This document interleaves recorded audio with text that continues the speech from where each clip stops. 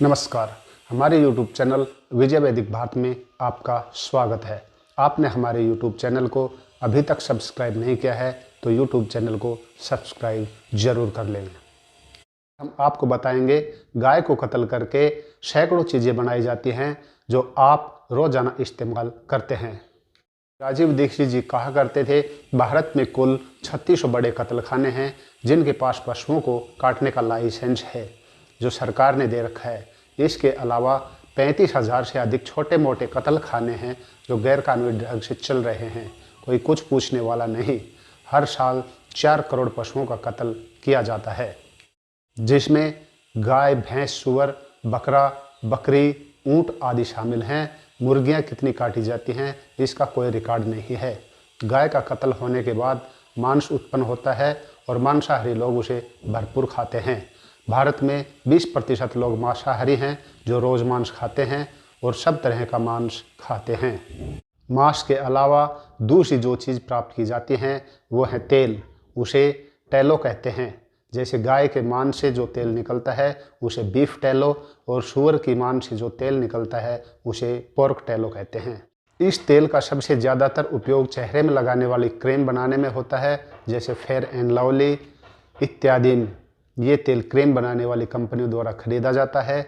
जैसा कि आप जानते हैं, मद्रास हाई कोर्ट में श्री राजीव दीक्षित जी ने विदेशी कंपनी फेयर एंड लवली के खिलाफ केस जीता था, जिसमें कंपनी ने खुद माना था कि हम इस फेयर एंड लवली में सूअर की चर्बी का तेल मिलाते हैं। कत्लखानों में मांस और तेल के बाद जानवरों का खून निकाला जाता है।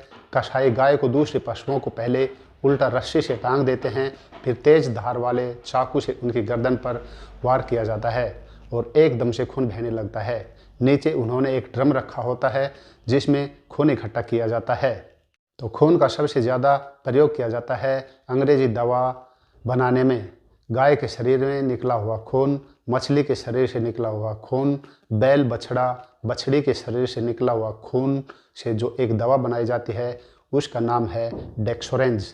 बहुत ही पॉपुलर दवा है और डॉक्टर इसको खून की कमी के लिए महिलाओं को लिखते हैं, खासकर जब वो गर्भावस्था में होती हैं, क्योंकि तब महिलाओं में खून की कमी आ जाती है और डॉक्टर उनको जानवरों के खून से बनी दवा लिखते हैं, क्योंकि उनको दवा कंपनियों से बहुत भारी कमीशन मिलता है। इसके अलावा रक्त का प्रयोग बहुत बड़े पैमाने पर लिपस्टिक बनाने में होता है। इसके बाद रक्त एक और प्रयोग चाय बनाने में बहुत सी कंपनियां करती हैं। अब चाय तो पौधे से प्राप्त होती है और चाय के पौधे का साइज उतना ही होता है जितना गेहूं के पौधे का होता है। उसमें पत्तियां होती हैं, उनको तोड़ा जाता है और फिर उसे सुखाते हैं। पत्तियों को सुखाकर पैकेट में बंद कर बेचा जाता है और पत्तियों को नीचे का जो टूट कर गिरता है जिसे डंठल कहते हैं, आखिरी हिस्सा। लेकिन ये चाय नहीं है। चाय तो वो ऊपर की पत्ती है। तो फिर क्या करते हैं, इसको चाय जैसा बनाया जाता है।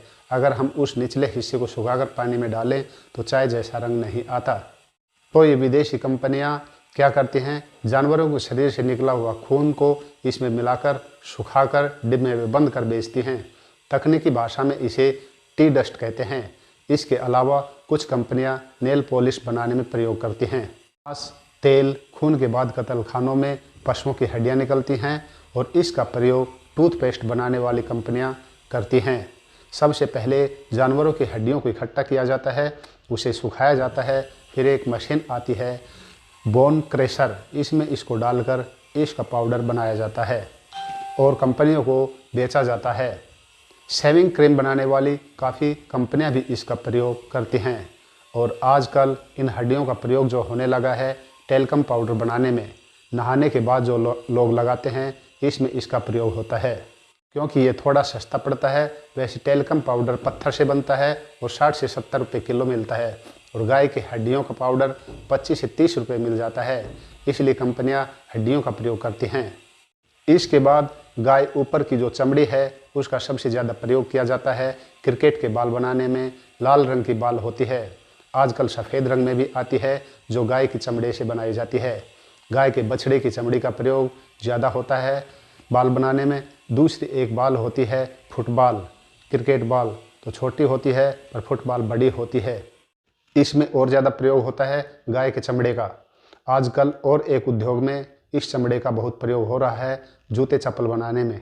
अगर आप बाज़ार से कोई ऐसा जूता चप्पल खरीदते हैं जो चमड़े का है और बहुत ही सॉफ्ट है, तो वो 100% गाय के बछड़े के चमड़े का बना है।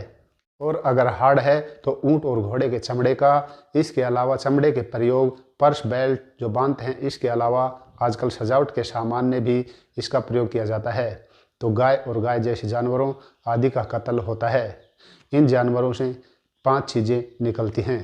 मांस निकाला जो मांसाहारी लोग खाते हैं, चर्बी का तेल जो कॉस्मेटिक बनाने में प्रयोग होता है, खून निकाला जो अंग्रेजी दवाइयाँ, चाय बनाने में, नेल पॉलिश, लिपस्टिक बनाने में प्रयोग किया जाता है।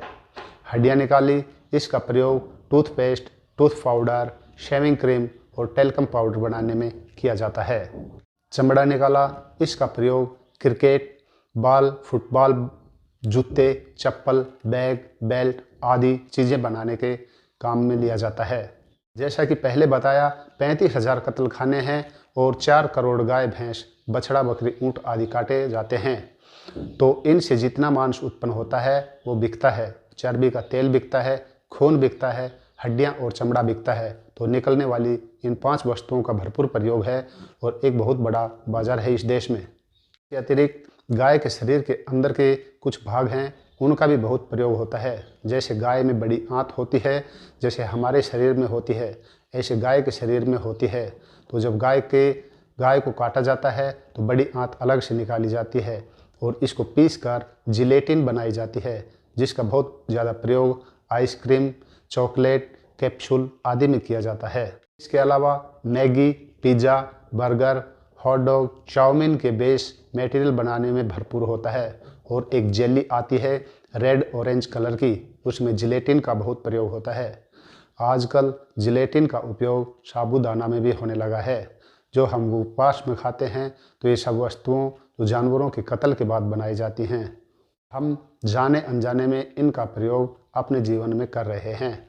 और कुछ लोग अपने आप को 100% हिंदू कहते हैं, शाकाहारी कहते हैं और कहीं न कहीं इस मांस का प्रयोग कर रहे हैं और अपना धर्म भ्रष्ट कर रहे हैं। तो आप इन सब से बचें और अपना धर्म भ्रष्ट होने से बचाएं। एक बात हमेशा याद रखें, टीवी पर दिखाने जाने वाले विज्ञापन को देखकर अपने घर में कोई वस्तु न लाएं। इनमें ही सबसे बड़ा धोखा है। जैसे चॉकलेट का विज्ञापन आता है, आप अपने दिमाग से काम लें, इन सब चीज़ों से बचें, क्योंकि विज्ञापन उन्हीं वस्तुओं का दिखाया जाता है जिनमें कोई क्वालिटी नहीं होती। देसी गाय का घी बिना विज्ञापन के बिकता है, नीम का दातुन बिना विज्ञापन के बिकता है, गन्ने का रस बिना विज्ञापन के बिकता है। विज्ञापन का सिद्धांत है, गंजे आदमी को भी कंघा बेच दो। एक ही बात को बार बार दिखाकर आपका ब्रेन वॉश करना, ताकि आप सुनकर एक दिन उसे अपने घर में उठा लाएं। आपको हमारा ये वीडियो कैसा लगा हमें कमेंट बॉक्स में ज़रूर बताएं। आपने हमारे YouTube चैनल को अभी तक सब्सक्राइब नहीं किया है तो हमारे YouTube चैनल को सब्सक्राइब ज़रूर कर लें, शेयर कर दें, लाइक कर दें। जय हिंद, जय भारत।